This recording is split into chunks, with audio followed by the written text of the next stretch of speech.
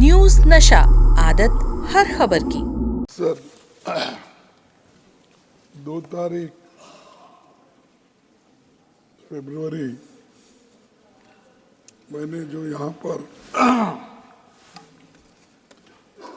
चंद points अपने भाषण में उठाए थे उसको रिकॉर्ड से बाहर कर दिया गया। इसीलिए मैं आपसे निवेदन करता हूँ, पहला जो मेरा रिमार्क्स एक्सपेंज हुआ है, I wait with you. एक 1 second, sir. कारण बताता हूँ ना। No, sir. If you will read what has been expunged, will not be appropriate. So you please indicate the premise of it. I am open to it. Please, I want Pardon? your communication. Please, sir. एक्सपेंज हुए हैं, मैंने उनमें किसी का भी नाम नहीं लिया, तो किसी भी रूल्स ऑफ प्रोसीजर का उल्लंघन नहीं हुआ। दूसरा पॉइंट है, जो मेरे रिमार्क्स एक्सपेंज हुए हैं उसमें रूल्स के मुताबिक किसी भी पर्सन्स इन हाई अथॉरिटी के ऊपर कोई भी कमेंट नहीं किया गया। Rule 238(5) of rules and procedure of Rajya Sabha के एक्सप्लेनेशन में साफ साफ पर्सन्स इन हाई अथॉरिटी का मतलब लिखा गया है। अगर मैं आप इजाजत दे तो वो भी पढ़ूंगा, Please, sir, please. तो पढ़ूंगा।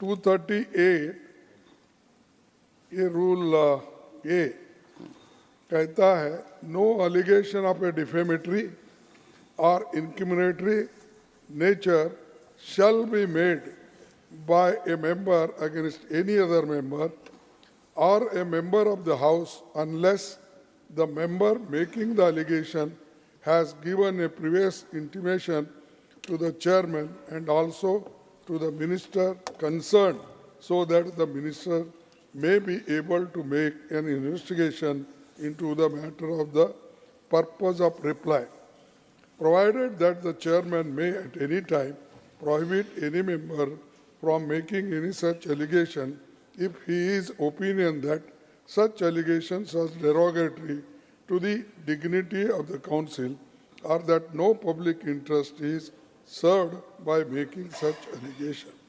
This is rule 238 और 5 में ये भी कहा है कि इस रूल्स के मुताबिक मैं reflect upon the conduct of a person in high authority unless discussion is based on substantive motion drawn in a proper terms. सब ये 238(5) सब क्लॉज के मुताबिक हो या 238(a) के मुताबिक हो, मैंने कभी इसका उल्लंघन नहीं किया। और दूसरा, जो भी ये पर्सन इन हाई अथॉरिटी का मतलब मैंने आपके सामने रखा है कि इस डेफिनेशन में कोई भी मुख्यमंत्री किसी भी तरीके से कवर नहीं होता, क्योंकि सदन में मुख्यमंत्री के खिलाफ Sir, कोई भी सब्सटेंटिव one मोशन second. नहीं Sir. लाया गया। Sir, explanation to Rule 38 पढ़ने के बाद. Rule 38, explanation.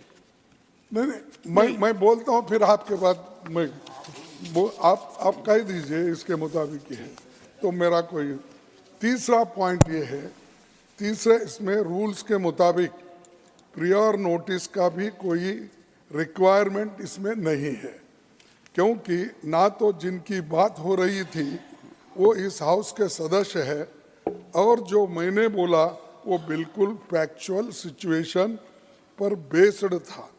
मैंने जिस ट्वीट का जिक्र किया वो फैक्चुअली बिल्कुल सही है।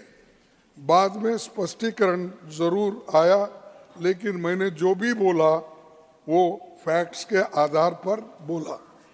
सर, राष्ट्रपति अभिभाषण पर धन्यवाद प्रस्ताव एक ऐसा मौका होता है जब हमें कई विषयों पर व्यापक चर्चा करने पर मौका मिलता है तो मुझे लगा कि एक प्रदेश का मुख्यमंत्री ऐसी भाषा का इस्तेमाल करता है तो ये मेरा कर्तव्य और हक है कि मैं इस मुद्दों को सदन में उठाऊं। मैंने बोलते हुए ना ही किसी मुख्यमंत्री का नाम लिया, ना ही किसी राज्य से उस राज्य का नाम लिया, उसका जिक्र भी नहीं किया।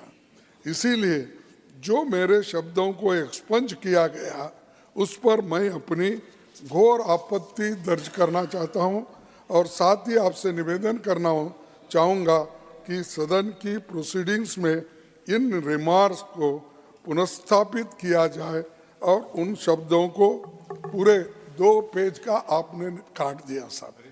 2 पेज का मेरा भाषण काटने के बाद उसका उद्देश्य अलग अलग होता है, क्योंकि मैंने परसों बोला 400 पार का आपने गड़बड़ किया।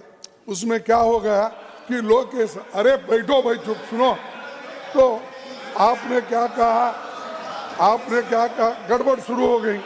वो शब्द प्लीज नो इस बार भी बोले वो आगे था, लेकिन आपने गड़बड़ में उसके सामने when the leader of the opposition is on his व्याधान बोल के legs, I लिखिए। expect you can appreciate, but you cannot raise a disturbance. Please. No, nothing. Yes. तो साहब क्या होता है, ये अर्थ का अनर्थ होता है। तो जब अब गड़बड़ करके आप स्टॉप कर देते हो, आगे के शब्द को आप निकाल देते हैं। आपने बोला इस तरीके से था। नहीं, वो आपकी है, आपके आगे मैं पढ़ूं, आपके आगे था क्या कि पूरा गड़बड़, क्या बोलते हैं हिंदी में, व्यवस्थान क्या, व्यवधान, तो आपने लिखा उसके सामने, तो वो शब्द चले गया दूसरा।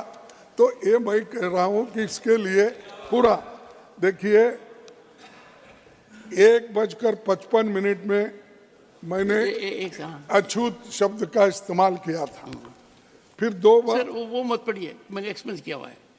नहीं, अरे मैं तो वो मेरे को एक्सपेंस का ही होना है, मेरे को दूसरा नहीं है, मेरे को होना है एक्सपेंस का। देखिए 2 बजे onwards the expunged portion may not be read. अरे But on Achut sir has been held by unparliamentary. No, अरे वो एक्ट है कॉन्स्टिट्यूशन में, untouchability, Sir, this time, sir. Untouchability removal के लिए कॉन्स्टिट्यूशन में संविधान 17 आर्टिकल में है। खड़गे जी, आज मैं शीशे में 2 बार देख कर आया ताकि ज्यादा से ज्यादा सदस्य मेरी तरफ ही देखें, क्योंकि उनको मेरे से देखकर बोलना है। तो आप भी इधर ही देखकर बोले सर। वो आप ही के तरफ, आपको दो देखने के बाद मुझे खुशी होती है कि इतने सीनियर वकील सब आप है, इधर देखे तो हमको भी थोड़ा प्रोत्साहन मिलता है। कभी कभी क्या होता है साहब, सत्य बात जब हम कहते हैं तो जरा आप उधर ही ज्यादा देखते हैं, उस वक्त आपको आकर्षण करने के लिए हमको कभी कभी ऐसा करना पड़ता है। और 2 बजे 1:55 हुआ, 2 हो गया, और 2 बजे ऑनवर्ड्स उसमें भी आपने वो काट दिया, फिर 2:40 को आपने काट दिया। देखिए तो मैं ये, इसीलिए मेरा ये कहना है कि जो हम कहना चाहते हैं उसको तोड़ मोड़ के अगर पढ़ेंगे लोग तो क्या होगा। अरे ये आपने जो चीजें बोली है इसमें नहीं है, मेरे को हर दफा हो रहा है। दिस इज द सेकंड और third time my speeches are cut and this is the letter I have written to you. And मैं बाहर प्रेस को नहीं बोलना चाहता था unless I can bring to your notice. What is this sir, every time. And यहाँ पर तो मनुस्मृति के बारे में इतना बोला गया है, इतनी चर्चा हो गई है, और मैं जब बोलता हूँ उसको निकाल देते हैं। व्हाट इज दिस, ये इसीलिए मैं कृपया करके आप उसको जो आपने निकाला है वो पूरे पेज को आप रख दीजिए, यही मेरी आपसे अपील है। और आप हमसे जुड़े रहने के लिए सब्सक्राइब करें YouTube पर, फॉलो करें ट्विटर पर और लाइक करें Facebook पर। और ज्यादा जानकारी के लिए आपको टाइप करना होगा सिर्फ न्यूज नशा।